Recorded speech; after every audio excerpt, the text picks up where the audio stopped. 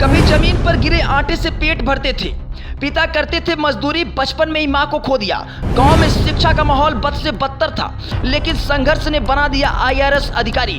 पहले अध्यापक की नौकरी की, फिर अपने पहले ही प्रयास में एमपीएससी निकाला और उसके बाद यूपीएससी का खौफ देखकर बने आईआरएस अधिकारी। जिस परिवार की गरीबी की कहानी सुनकर आंखों से आंसू आ जाएंगे, उस परिवार से जब बेटे ने यूपीएससी निकाला होगा तो सोचिए पिता को कितनी खुशी मिली होगी।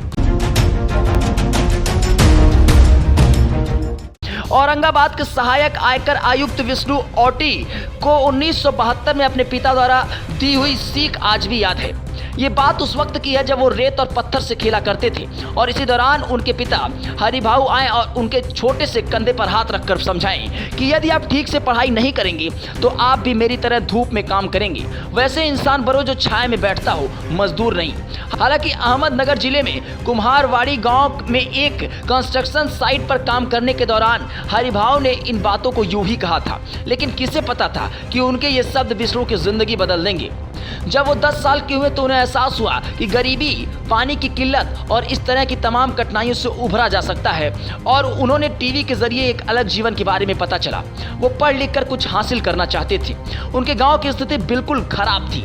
वहां ना तो कोई स्कूल था, ना ही सूखे की वजह से कोई खेती का साधन, जिसका सीधा असर विष्णु के माता पिता पर पड़ा, क्योंकि कोई खेती ना होने के अर्थ था कि कोई मजदूर कार्य ना होना।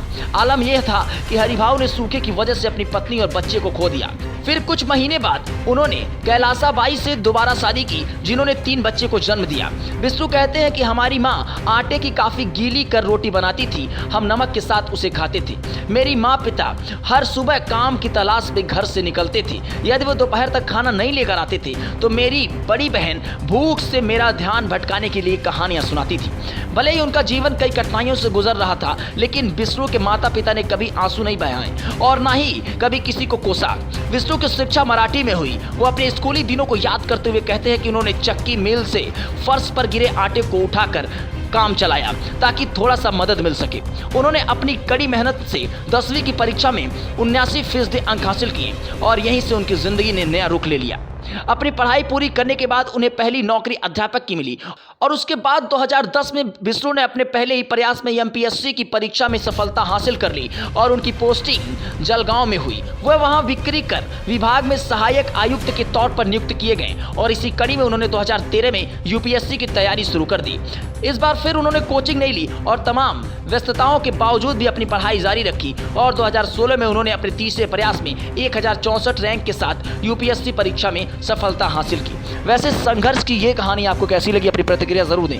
बने रहें जीटी न्यूज के साथ। लेकिन अगर ये खबर आप यूट्यूब पर देख रहे हैं तो चैनल को सब्सक्राइब करना ना भूलें, फेसबुक पर देख रहे हैं तो पेज को फॉलो करना ना भूलें।